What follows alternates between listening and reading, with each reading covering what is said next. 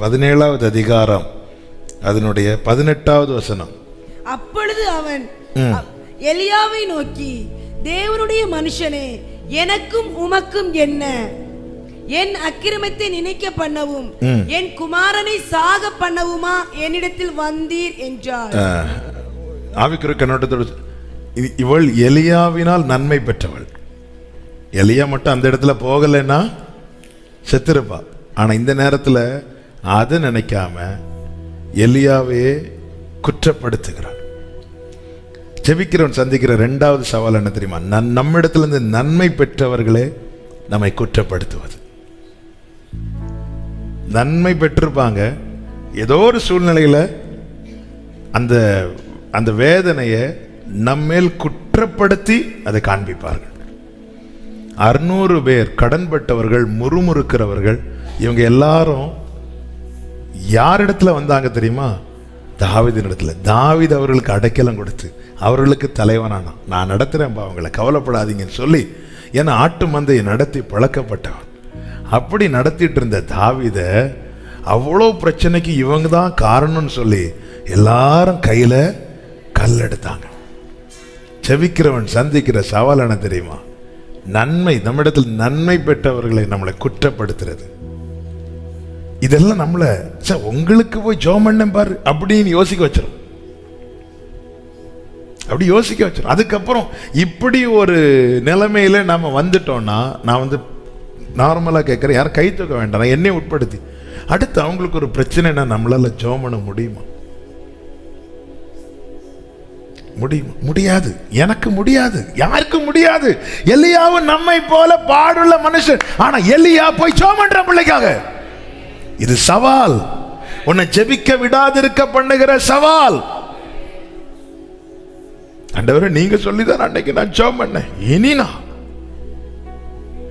அனனியாவே பவுல் போய் ஜெபம் பண்ணு. வேண்டாம் ஆண்டவரே, அவன் கண்ணு தெரியல, கண்ணு தெரிஞ்சு அடிப்பாண்டவரே.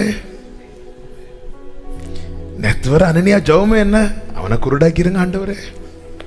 அப்படி ஜெபம் பண்ணிருக்க மாட்டார் சொல்றேன். அதே மாதிரி ஆயாச்சு. ஆண்டவரே, என் ஜெபத்தை கேட்டீர். அனனியாவே ஜெபம் பண்ண, அவன் கண்ணு பரவ. ஆண்டவரே, நான் இவ்வளவு நாள் ஜெபம் பண்ணதே, நான் இவ்வளவு நன்மை செஞ்சோம், கடைசியில் என்ன குற்றப்படுத்துறான்? நான் உங்களுக்காக இவ்வளவு ஜெபம் பண்ணியோம், நீ எல்லாம் என்ன சாக பண்றதுக்காக வந்த. சில வீட்டில் சகோதரிகள் ஜெபம் பண்ணுவாங்க, அவங்க கண்ணீர். காலையில் எழும்பி வீட்டில் அவ்வளோ வேலையும் செஞ்சுட்டு இருந்து ஜெபத்தில் உட்காந்துருப்பாங்க. ஆமாம், மனைவி என்ன பண்ணிட்டு இருக்கிறா? மனைவி சும்மா இருக்கிறா. நான் எவ்வளவு சம்பாதிச்சு போடுறேன், நீ வந்திருக்கிறிய அப்படி கேட்டோன்னு இங்கே அடிக்கும். உமக்கு பிரேயரை நான் மாத்துறேன், சீக்கிரம். இது சவால், ஜெபிக்கிறவன் சந்திக்கிற சவால். நன்மை பெற்றவங்க குற்றப்படுத்துவாங்க. 3வது சவால் என்ன தெரியுமா? அவன் தனித்து விடப்படுவான்.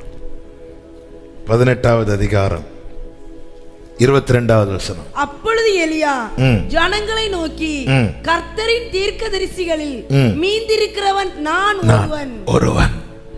பாகாலின் தீர்க்கதரிசிகளோ 450 பேர். தனித்து விடப்படுவான். ஜனங்களை பார்த்து எலியா பேசுறார் பாருங்க. 21வது வசனத்தை வாசிங்க. அப்பொழுது எலியா சகல ஜனத்தண்டைக்கு வந்து, நீங்கள் எந்த மட்டும் 2 நினைவுகளால் குந்தி குந்தி நடப்பீர்கள். கர்த்தர் தெய்வமானால் கர்த்தரை பின்பற்றுகள், பாகால் தெய்வமானால் பாகாலை பின்பற்றுகள். ஜனங்கள் பிரதியுத்தரமாக அவனுக்கு ஒன்றும் சொல்ல, ஒருத்தர் கூட எலியாவுக்கு சப்போர்ட் ஆகவோ, இவன் ஒரு வார்த்தை கூட எலியா கிட்ட, இப்படி எலியா கிட்ட ஒரு வார்த்தை கூட பேசுறதுக்கு யாருமே இல்லை. சொல்றா, நான் ஒருவன், நான் ஒருத்தன், தனியா இருக்கிறேன். ஜெபிக்கிறவன் சந்திக்கிற அடுத்த சவால் என்ன தெரியுமா? தனித்து விடப்படுவான். ஒரே வீட்டில் மீதி எல்லாரும் ஜாலியா பேசிட்டு இருப்பாங்க, இவங்க மட்டும் தனியா இருப்பாங்க. இவங்க பேசலான்னு வந்து அவங்க எல்லாரும் எழும்பி போயிடுவாங்க. இவங்கிட்ட ஒரு வார்த்தை கூட பேச மாட்டாங்க.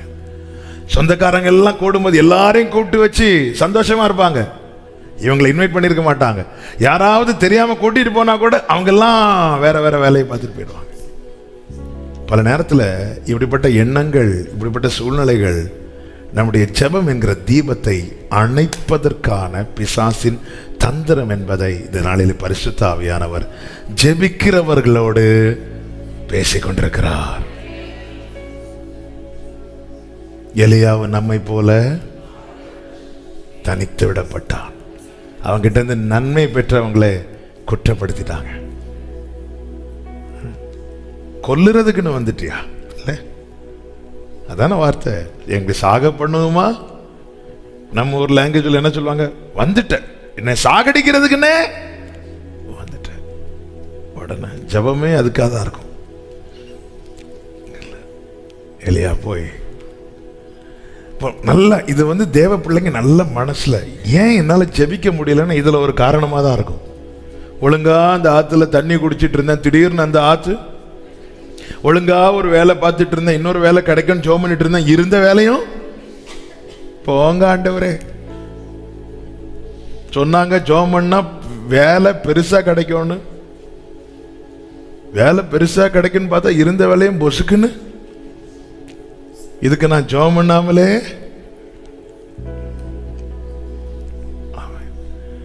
ஜெபிக்கிறவன் சந்திக்கும் சவால்கள்.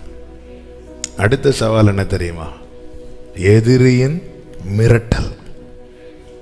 ஆமென். 19வது அதிகாரம் 2வது வசனம். அப்பொழுது யேசபேல் எலியாவினிடத்தில் ஆள் அனுப்பி அவர்களில் ஒவ்வொருவனுடைய பிரயாணத்துக்கு செய்யப்பட்டது போல, பிரயாணத்துக்கு என்ன வண்டி கூலி கொடுத்தாங்களா? பிராணனுக்கு செய்யப்பட்டது போல நான் நாளை, பிரயாணம் தான். எல்லாரையும் அனுப்பி விட்டார். கர்த்தர் உங்களை ஆசீர்வதிப்பார். நான் நாளை இந்நேரத்தில் உன் பிரயாணத்துக்கு, நாளைக்கு பிரயாணம். இவள் பிராணன் என்றால் கர்த்தர் என்ன சொன்னார்? அடுத்த நாள் நீ செய்ய வேண்டிய பிரயாணம். அவங்க அப்படி அந்த விளக்கத்துக்கு போயிட்டாங்க. உன் பிராணனுக்கு செய்யாதே போனால் தேவர்கள் அதற்கு சரியாகவும் அதற்கு அதிகமாகவும் எனக்கு செய்ய கடவர்கள் என்று சொன்னால் அவனுக்கு அது தெரிந்த போது எழுந்து. ஜெபிக்கிறவன் சந்திக்கிற அடுத்த காரியம் என்ன தெரியுமா? ஜோம் பண்ணா கொன்னுருவேன்பா சாத்தான். நிறைய பேர் ஜெபத்தை விட்டதுக்கு காரணமே நமக்கு எதுக்கு வம்பு, நமக்கும் அவனுக்கும் ஒரு வாய்க்கால் தகராறு இல்லை, அவன் பாட்டுக்கு வாரான் போறான், நம்ம எதுக்கு அவங்கள கடிந்து ஜெபம் பண்ணணும்? இல்லை, சில இடத்துல ஆண்டவர் உணர்த்துவார், இவங்களுக்கு இந்த மாதிரி போராட்டம் இருக்கு, கடிந்து ஜெபம் பண்ண. ஆண்டவரே, கடிந்து ஜெபம் பண்ணி அவன் என்ன கடிச்சு வச்சுட்டானா? இல்லை, அவன் பாட்டுக்கு போறான், நான் என் பாட்டுக்கு. நமக்கு எதுக்கு? ஜெபிக்கிறவன் சந்திக்கும் சவால்கள். பாகாலின் தீர்க்கதரிசி ஒவ்வொருத்தரையா வீழ்த்துறான். கர்மேல் பர்வதத்தில் நின்று அத்தனை பேர், நல்லா புரிஞ்சுக்கோங்க, ஒருவன் நின்னா 450 பேர் விழுந்தாங்க. அதுல ஜெபிக்கிறவன் நின்னா மற்றவன் விழுவான். நம்மை போல பாடுள்ள ஒரு மனுஷன் நிக்கிறான், நிக்கிறதுக்கு ரெடியா, வீழ்த்துறதுக்கு கர்த்தர் ரெடி, பாகாலை விழ வைக்க கர்த்தர் ரெடி. அதனால யேசபேல் இப்போ அந்த டீம் லீடருக்கு பொறுக்க முடியல. அவ சொல்ற, நாளைக்கு இவனுடைய பிராணனுக்கு. இத கேட்டதும் ஓடுறாரு. ஆமென். சூரிய செடி கீழே போய் படுத்து சோர்ந்துட்டார், தளர்ந்துட்டார். ஆண்டவர் என்ன சொன்னா தெரியுமா? நீ போய் நில்லு. ஏய், இது உனக்கு தெரியலையா?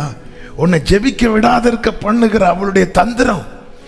நீ செல்ல வேண்டிய பிரயாணம் எலியாவின் நிழல கூட தொட முடியாது. காரணம், கர்த்தருடைய தூதன் அவருக்கு பயந்தவர்களை சூழ பாளையம் இறங்கி ரட்சிக்கிறார். ஹல்லேலூயா. சில காரியத்துக்கு நம்ம போராடி ஜெபம் பண்ணும் போது பலவீனங்கள் வரும். ஐயோ, உடனே நம்ம அதை அன்னைக்கு இவங்களுக்காக ஜெபம் பண்ண ஆரம்பிச்சேன், எனக்கு பலவீனம் வந்துட்டு. ஆமென். வரும், அது போகும். நமக்கு அது ஃபீல் பண்ண முடியும். நமக்கு வருதுனாலே புரிஞ்சுக்கோங்க, அப்போ அவங்க எவ்வளோ பாதிக்கப்பட்டிருக்கிறாங்க.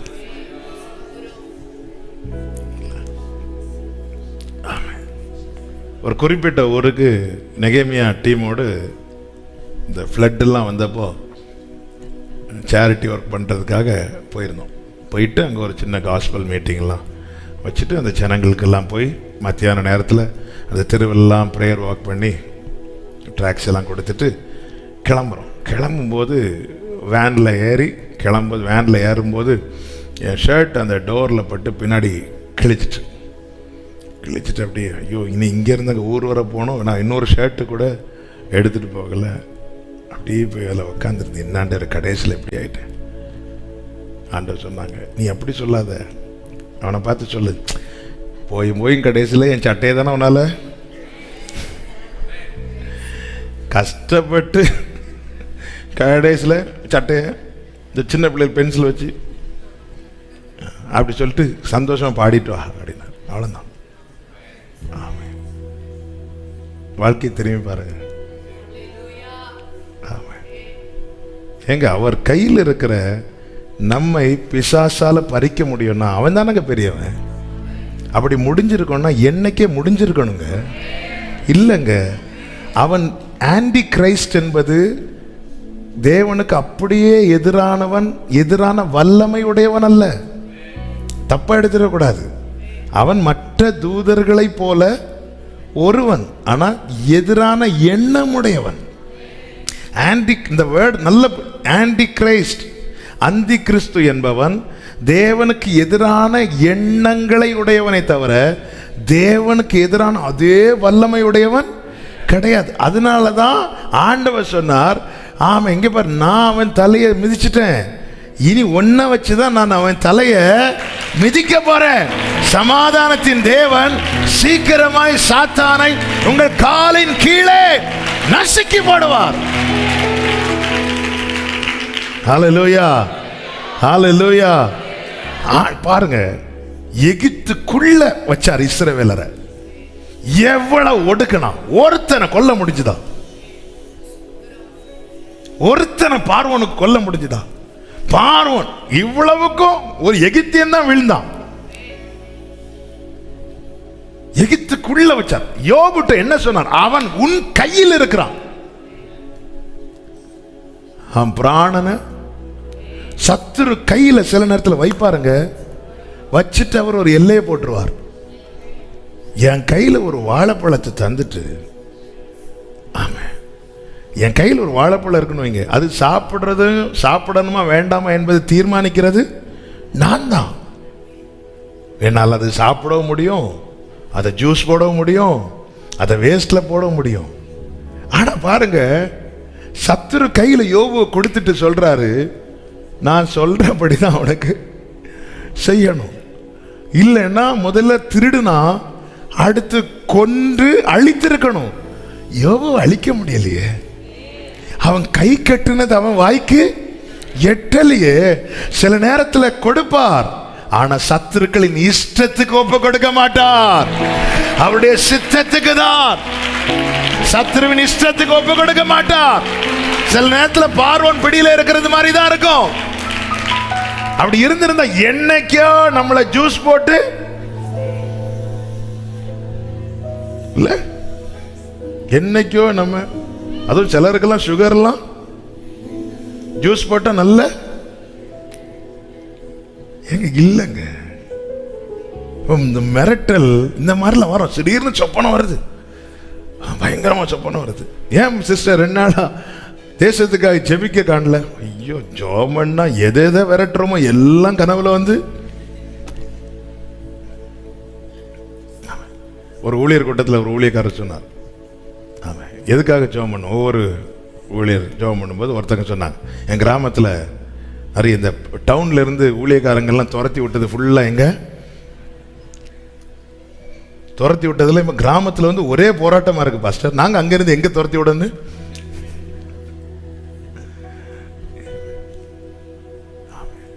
ஜெபிக்கிறவனுடைய சந்திக்கிற சவால்கள், இப்படிப்பட்ட பிசாசினால போராட்டம், மனிதர்களால் போராட்டம், கூட இருக்கிறவர்களுக்கால போராட்டம், சூழ்நிலையினால போராட்டம்.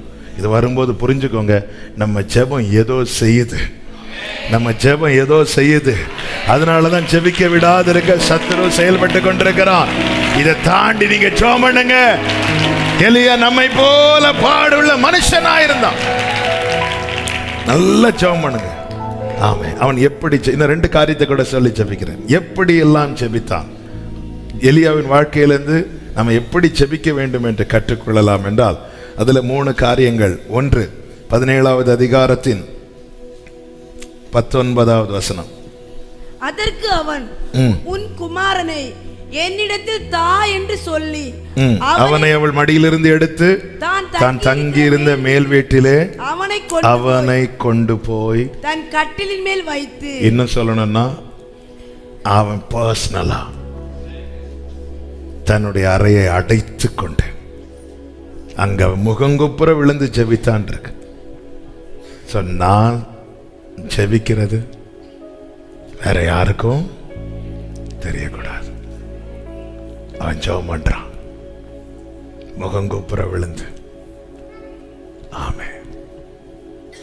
மனுஷனுக்கு முன்பாக நம்மை தாழ்த்துவதல்ல, தேவனுக்கு முன்பாக. சில நேரத்தில் இவன் எப்படி சொல்லணும், ஆண்டவரே துக்கத்தை வருவித்தீரோ. சில கேள்வி ஆண்டவர்கிட்ட அவன் கேட்டு ஜெபம் பண்றான். ஆண்டவரே எனக்கு இப்படி துக்கத்தை வருவித்தீரோ, இப்படி எல்லாம் கேட்டு. ஆண்டவர், நான் சில நேரத்தில் என் ஆதங்கத்தில் உங்ககிட்ட சில கேள்விகளை கேட்பேன், ஆனா அது வேற யாரும் கேட்டுறக்கூடாது. சில நேரத்தில் சில காரியம் ஆண்டவர்கிட்ட கேட்கணும்னு தோணும். என்னாண்டவரே எல்லா நாளும் சர்ச்சைக்கு போயிட்டு வந்ததுக்கு அப்புறம் எனக்கு இப்படி சில காரியங்கள் எனக்கு கேட்கணும்னு தோணுது, எனக்கு உரிமை இருக்குது. ஆனா நான் அப்படி கேட்கறது அவ காதுல கூட கேட்டுறக்கூடாது. அவன் போய் அரைக்கதவை அடைத்து இந்த இருதயத்தின் குமுறல்களை நம் மனிதர் காண கொட்டுவதை தவிர்ப்பது நல்லது. ஏலி கேட்டப்ப கூட சொல்லல அன்னாள், நான் இதனாலதான் அழுதேன், நான் இருதயத்தை ஊற்றினேன், அவ்வளவுதான். ஊட்டினதுக்கு அப்புறம் அன்னாள்கிட்ட சொல்றதுக்கு ஒண்ணுமே இல்லை. இந்த தனி அரை கதவை அடைச்சிட்டு நல்லா அழணும்னு கடந்த நாள்ல. ஆமே. ஒரு சகோதரன் ஒரு பாடலை கேட்டுட்டு அப்படியே போயிட்டு இருக்கும்போது, அண்ணே இந்த பாட்டை தனியா உட்கார்ந்துருந்து கேட்கணும் போல இருக்கு, ஏண்டான்னு கேட்டேன். அழணும் போல இருக்குண்ணே அப்படின்னா. நிறைய அழணும். அதுக்கு தனியா எல்லாரும் தூங்கினதுக்கு அப்புறம் தனியா உட்கார்ந்துருந்து இதை கேட்டு ஆண்டவருடைய அன்புக்கு முன்னாடி அப்படி உடஞ்சி அழணும் போல. யோசேப்பு அப்படித்தானே அழுதான். ஆதியாகமம் 43வது அதிகாரம் 30-31 வசனங்கள். யோசேப்பின் உள்ளம் தன் சகோதரனுக்காக பொங்கினபடியால் அவன் அழுகிறதற்கு இடம் தேடி துரிதமாய் அறைக்குள்ளே போய் அங்கே அழுதான். அடுத்த வசனம். பின்பு அவன் தன் முகத்தை கழுவி வெளியே வந்து தன்னை அடக்கி கொண்டு, சாப்பிடலாமா வாங்க எல்லாரும் சாப்பாடு வைங்க அப்படின்ட்டான். நல்லா அழணும். உள்ள போய் குமரி அழுதுட்டு வெளியே வரும்போது முகத்தை கழுவி, இன்னும் அழுக வந்துட்டு தான் இருக்கு, ஆனா அடக்கிட்டு வெளியே வந்து எல்லாரும் சாப்பாடு வைங்க. ஆமென். அடுத்து ஒரு விஷயம் அழுவான். அந்த அழுகையின் சத்தத்தை எல்லாரும் கேட்டாங்க. சில நேரத்தில் எல்லாரும் காண தேவன் அழ அனுமதிப்பார். ஆனா சில காரியங்கள் பர்சனலா நம்மை நோக்கி வருகிற கேள்விகள் இருக்குல்ல, அதற்காக நாம் வடிக்கிற கண்ணீர் அவருக்கு மட்டும்தான் தெரியணும். எலியாவுக்கு முன்னாடி இப்படி ஒரு கேள்வி வந்துட்டு, என்ன சாக பண்றதுக்காக வந்தேன் அழந்தான். இங்க கொடுமா சொல்லிட்டு நேரா உடனே அவளுக்கு முன்னாடி அழல. நான் எப்படி நினைக்கவே இல்லம்மா இப்படி வரணும், கொடுமா கொடுத்துட்டு நேர மேல போய் கதை அடைச்சிட்டு அந்த பிள்ளை மேல விழுந்து கிடக்கிறான். ஆண்டவரே நீங்க கேட்குறீங்க ஆண்டவரே அப்படி சொல்லிட்டு அழ ஆரம்பிக்கிறான். அந்த ஜெபத்துக்கு பதில் வந்துச்சு. திரும்பி அழுகையோடு வரவில்லை, பதிலோடு வரா. ஹல்லேலூயா. நமக்கு ஒரு நிச்சயம் இருக்குதா, இந்த காரியத்துக்காக நான் அவர் சமூகத்தில் மட்டும்தான் அழுது இருக்கிறேன், இப்படி ஒரு காரியத்துக்காக நான் அழுறது யாருக்கும் தெரியாதுங்கிற நிச்சயம் இருக்குதா? என கேட்கிற அன்பு சகோதரா சகோதரி, தேவனுக்கு அதுதான் என்னுடைய அறையில் அதான் எலியா தன்னுடைய அறையில் தன்னுடைய படுக்கையில் அந்த பையனை போட்டு ஜெபிக்கிறான். அதன் அர்த்தம் என்ன? அவனுடைய பிரைவசி, அதில் அவருக்கு மட்டும்தான் இடம். என் காரியத்தை நான் வச்சிருக்கிறேன், இதுல யாருக்கும். ஆமென். மனைவி, பிள்ளைங்க எல்லாருக்குமே நம்முடைய வாழ்க்கையில உரிமை இருந்தாலும் எல்லாருக்கும் ஒவ்வொரு இடம் இருக்கிறது. அதையும் தாண்டி என்னுடைய ஒரு அந்தரங்கம் இருக்கிறது. அதற்குள்ளே அப்பா, அந்தரங்கத்தில் இருக்கிற பிதா, அதற்குள்ளே உமக்கு மட்டும்தான் ஸ்தானம். அந்த காரியத்தை உங்ககிட்ட மட்டும்தான் ஓபன் பண்ணுவேன். ஆமே. குடும்பத்தில் ஒரு பிரச்சனையா, நானும் மனைவி அழுவோம். பிள்ளைகளுக்கு பிரச்சனையா, புருஷன் மனைவி அழலாம். ஆமா, மொத்த பிரச்சனையா பிள்ளை எல்லாம் சேர்ந்து அழலாம். ஆனா அதையும் தாண்டி ஒரு பிரச்சனை வந்து தொடுது. அது ஒருவேளை மனைவிக்கு புரியாது, பிள்ளைக்கு புரியாது, புருஷனுக்கு புரியாது, பெற்றோருக்கு புரியாது. அந்த நேரத்தில் போய் அழுது அந்த கண்ணீரை வீணாக்காமல், எல்லாம் புரிகிற, என் வேதனை அறிகிற, நான் சகித்துக் கொண்டிருப்பதை அறிகிற என் தேவனுக்கு முன்பாக நான் என் இருதயத்தை ஊற்றுவேன். ஆனால் நான் சொல்லுவேன், அந்த பதிலோடு தான் வெளியே வருவேன், பதிலோடு தான் வெளியே வருவேன். அப்படி அழுகிற தேவ பிள்ளை பதிலோடு தான் வெளியே வருவான், இல்லைன்னா வெளியே வரமாட்டான். ஹல்லேலூயா. ஒரு தேவ மனிதர் ஸ்காட்லாந்துக்காக ஜெபிக்கும் போது இப்படி சொன்னாராம், ஸ்காட்லாந்தை எனக்கு தாரும், இல்லைன்னா என்ன எடுத்துருங்க. கத்த பெரிய ரிவைவலை கட்டளையிட்டான். பதிலோட தான் வருவாங்க. அரை கதை இங்கே தாமான்னு எடுத்துட்டு போறான். எதுக்கு எடுத்துட்டு போறான், எதுக்கு ரூமை போய் கதவு போட்டுறான், யாருக்கும் தெரியாது. ஆனா உள்ள போய் கதவை அடைச்சு விழுந்து கிடக்கிறான், முகம் குப்புற விழுறான். விழுந்து கடந்து பெரிய ஆகாவுக்கு முன்னாடி நெஞ்ச நிமிர்த்து நின்றவன் ஆண்டவருக்கு முன்னாடி கீழே விழுந்து கிடக்கிறான். அது யாருக்குங்க தெரியும்? ஒருத்தருக்கு தெரியாது. அதான் எலியா நம்மை போல. ஹல்லேலூயா. நமக்கு முன்னாடி ஒருத்தங்க கொஸ்டின் பண்ணிட்டாங்கனாலே அவங்களால நம்மை புரிந்து கொள்ள முடியாது. அவங்க புரியணும்னா பதில் வரணும். ஆமென். அப்போ பர்சனலா யோசேப்பை பார்த்தீங்களா? குழியில கிடந்து அழுதான். அந்த கண்ணீரை யாராவது புரிஞ்சுக்கிட்டாங்களா? இல்லை. அதனால தான் சகோதரர்கள் இருக்காங்கன்னு தெரிஞ்சோம், இனியும் நான் என் சகோதரர்களுக்கு முன்னாடி அழமாட்டேன்னு சொல்லிட்டு தனியாக கதவு போட்டிட்டு போயிருந்து குழியிலேருந்து கத்துனானே, அண்ணா அண்ணா வலிக்குதுண்ணா, பயமாக இருக்குண்ணா, அப்பா தேடுவாங்கண்ணா, எனக்கு அப்பாவை பார்க்கணுன்னு ஆசையாக இருக்குண்ணா, அண்ணா எனக்கு வேற ஒரு ஆசீர்வாதம் நன்மை வேண்டாம்ண்ணா, என்னை அப்படியே விட்டுருங்கண்ணா. சின்ன பையன் எவ்வளவு அழுதுருப்பான் அந்த 10 சகோதரர்களுக்கு முன்னாடி. அந்த கண்ணீரை மதிக்கலை. அவன் நினைச்சிட்டான், இனி நான் என் சகோதரர்களுக்கு முன்னாடி அழமாட்டேன்.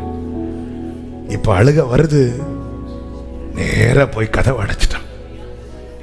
அழுது முடிச்சிட்டு முகத்தெல்லாம் கழுவிட்டு வெளியே வரான். சில சொல்லுவாங்க, இங்க பாரு, இங்க எல்லாரும் அழுதுட்டு இருக்கிறாங்க, இவளை பாரு உம்முன் இருக்கா பாரு, இவனை பாரு ஒரு அழுக வரல பாரு. சொல்றவங்க 1000 சொல்லட்டும், மனுஷங்க கிட்ட இருந்து பரிதாபத்தை வாங்க அழக்கூடாதுங்க. ஒரு அழுது பார்த்தாச்சு, அந்த கண்ணீருக்கு வேல்யூ இல்லையா? அந்த கண்ணீருடைய விலையை அறிந்த ஒருத்தர் உண்டு.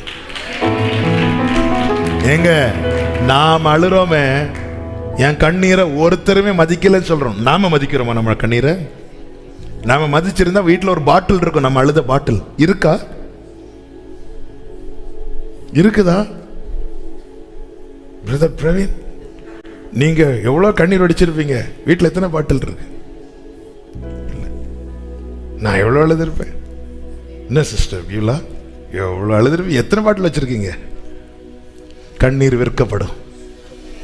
ஓ, அப்போ நமக்கு நம்மளே நம்ம கண்ணீரை மதிக்கல. ஆனா என் கண்ணீர் எல்லாம் ஒருத்தர் துருத்தில இருக்கு. ஏ மலக்க பதரா சந்தரலரதரா ஏ மரபலரா ரிபல ஹண்டரா, என் கண்ணீர் எல்லாம் அவருடைய துருத்தியில பாட்டில வச்சிருக்கிறார். ஆமே. நான் போகும்போது சொல்லுவார், "ஏய், இந்த விஷயத்துக்கு நீ அழுத பாரு.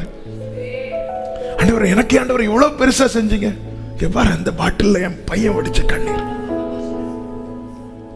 கண்ணீர் வீணாலும் ஒப்பி எடுத்து തുരുത്തിയിലാക്കുന്ന നാഥനുണ്ട്.